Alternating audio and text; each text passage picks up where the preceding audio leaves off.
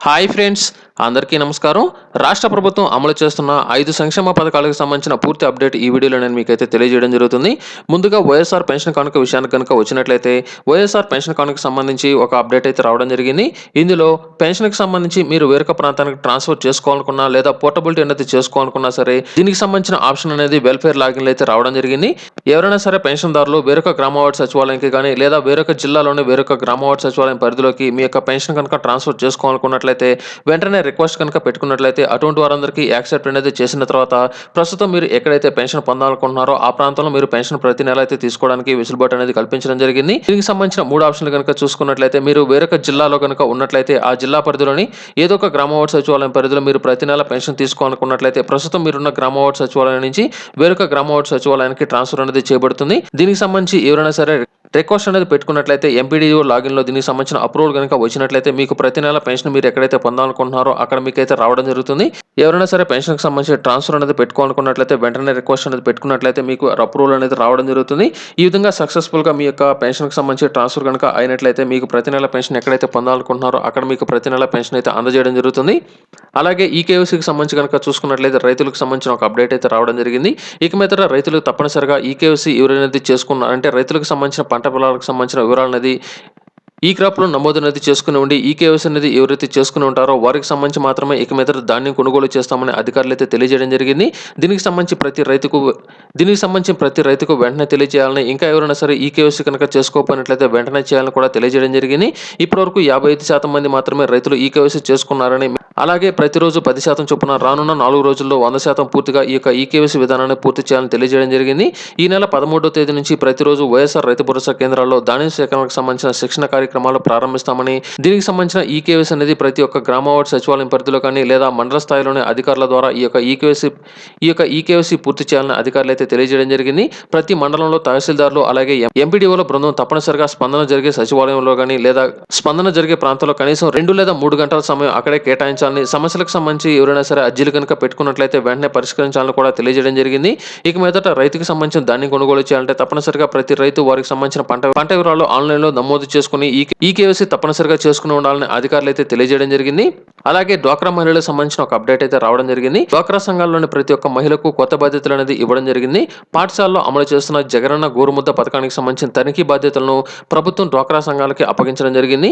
వివోలు లేదా యానిమేటర్లు, సీసీలు తప్పనిసరిగా విద్యార్థులకు అందిస్తున్న మధ్యాహ్నం భోజనం పర్యవేక్షించాలని, వీరు తమ పరిధిలోని ఏ ఒక్క పాఠశాలకు సంబంధించిన జగనన్న గోరుముద్ద పథకంలో భాగంగా మధ్యాహ్నం భోజనానికి సంబంధించి బియ్యం అలాగే కందిపప్పు, వేరుశెనగ, చిక్కీ, గుడ్ల పంపిణీకి సంబంధించి వారి పరిమాణం అలాగే నాణ్యత పరిశీలించాలని, పిల్లలకు అందిస్తున్న భోజనానికి సంబంధించిన నాణ్యత తనిఖీ చేసిన తర్వాత ఆ వివరాలకు సంబంధించిన ఫోటోలను ఐఎంఎంఎస్ యాప్లో తప్పనిసరిగా ఆ యొక్క ఫోటోలు నమోదు చేయాలని కూడా తెలియజేయడం జరిగింది. ఇక మీదట డ్వాక్రా సంఘాల్లోని ప్రతి ఒక్క లబ్ధిదారునికి సంబంధించి జగనన్న గోరుముద్దకు సంబంధించి వారి దగ్గరలోని ఏదైతే పాఠశాలకు సంబంధించి ఉంటాయో ఆ పాఠశాలలో తప్పనిసరిగా తనిఖీలు చేసి వారికి సంబంధించిన ఫోటోలు అనేది ఆన్లైన్లో అప్లోడ్ అనేది చేయాల్సి ఉంటుంది. అలాగే జగనన్న విద్యా దీవెన అలాగే జగనన్న వసతి దీవెనకు సంబంధించిన ఒక అప్డేట్ కూడా రావడం జరిగింది.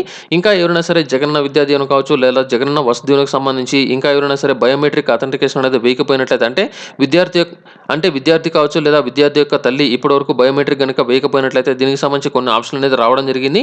ఎవరైతే ఈకేవైసీ అనేది ఇంకా పూర్తి చేయలేదో వారికి సంబంధించి ఎటువంటి ఆప్షన్ అనేది సెలెక్ట్ చేయాలో ఎక్కడైతే రావడం జరిగింది.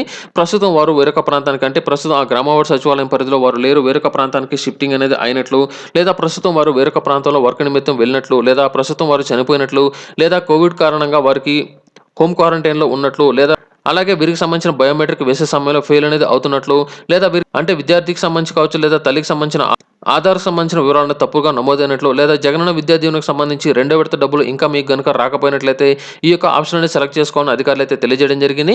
ఎవరికైనా సరే జగనన్న విద్యా దీవెన పథకానికి సంబంధించిన 2వ విడత డబ్బులు ఇంకా మీకు గనుక రిలీజ్ అనేది కాకపోయినట్లయితే ఈ ఆప్షన్ కనుక సెలెక్ట్ అనేది చేసుకున్నట్లయితే ఈ విడతలో మీకు వచ్చేదానికి అవకాశం అనేది ఉంది. ఇంకా ఎవరైనా సరే జగనన్న విద్యా దీవెన పథకానికి సంబంధించి బయోమెట్రిక్ కనుక వేయకపోయినట్లయితే మీకు సంబంధించి ఈ యొక్క రెండో ఆప్షన్ అంటే జగనన్న విద్యా దీవెన పథకానికి సంబంధించిన పేమెంట్ అనేది గతంలో రాలేదని ఎవరైనా సరే సెలెక్ట్ అనేది చేసుకున్నట్లయితే వారికి సంబంధించి మరొకసారి వెరిఫికేషన్ చేసే అవకాశం ఉన్నట్లు ఒక అప్డేట్ అయితే రావడం జరిగింది.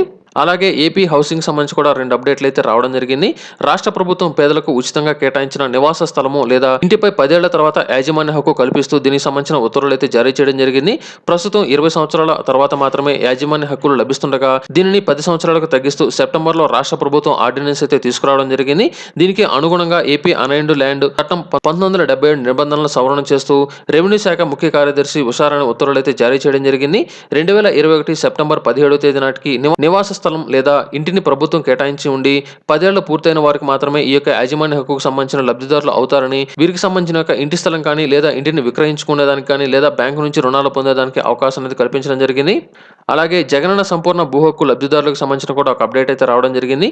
జగనన్న సంపూర్ణ గృహ హక్కు పథకానికి సంబంధించి రిజిస్ట్రేషన్ ప్రక్రియ పూర్తి పారదర్శకంగా ఉండాలని అధికారులకు ముఖ్యమంత్రి జగన్మోహన్ రెడ్డి గారు అయితే స్పష్టం చేయడం జరిగింది.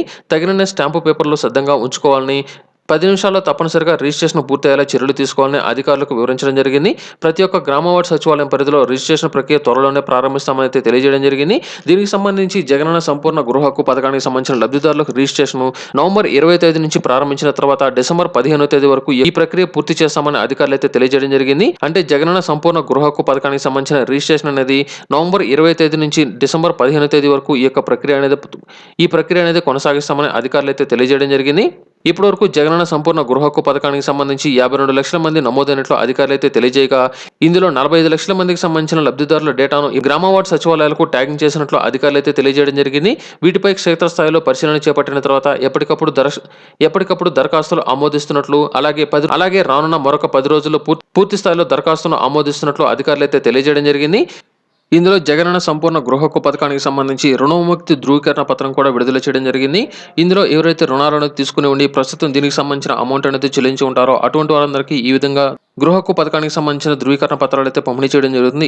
ఇందులో లబ్ధిదారునికి సంబంధించిన పేరు, అలాగే ప్రస్తుతం ఎవరైతే అనుభవిస్తున్నారో వారి యొక్క పేరు, వారికి సంబంధించిన తండ్రి పేరు లేదా ఆధార్ నంబరు, సచివాలయం లేదా గ్రామం, మండలం, జిల్లా ఈ విధంగా అయితే రావడం జరిగింది. వీరికి సంబంధించి గృహ నిర్మాణం మంజూరు చేయబడిన పథకం మరియు సంవత్సరం కనుక చూసుకున్నట్లయితే ఫేజ్ 3లో 2008-2019లో వీరికి సంబంధించిన అమౌంట్ అనేది విడుదల చేయడం జరిగింది. వీరికి సంబంధించి వడ్డీ అలాగే అసలుతో చెల్లించవలసిన రుసుము, అలాగే జగనన్న సంపూర్ణ హక్కు పథకం ద్వారా చెల్లించిన రుసుము, అలాగే లబ్ధిదారుడు చెల్లించిన రుసుము కనుక చూసుకున్నట్లయితే టోటల్గా వీరికి ఎంత అనేది మాఫీ చేయడం జరిగింది. వీరికి సంబంధించిన రసీదు నంబరు, అలాగే అంటే వీరికి సంబంధించిన అమౌంట్ అనేది పూర్తిగా చెల్లించినారు. దీనికి సంబంధించి గృహ నిర్మాణ సంస్థ ద్వారా ఇంటి నిర్మాణానికి సంబంధించి పూర్తిగా విముక్తి పొందినట్లు ఈ విధంగా అయితే రావడం జరిగింది. ఆంధ్రప్రదేశ్ గృహ నిర్మాణ సంస్థ తరపున ఈ విధంగా అయితే లెటర్లు అయితే రావడం జరుగుతుంది. ఈ విధంగా ప్రతి ఒక్కరు ఎవరైతే అమౌంట్ అనేది చెల్లించి ఉంటారో అటువంటి వారందరికీ రుణ విముక్తికి సంబంధించిన ధృవీకరణ పత్రాలు అయితే పంపిణీ చేయడం జరుగుతుంది.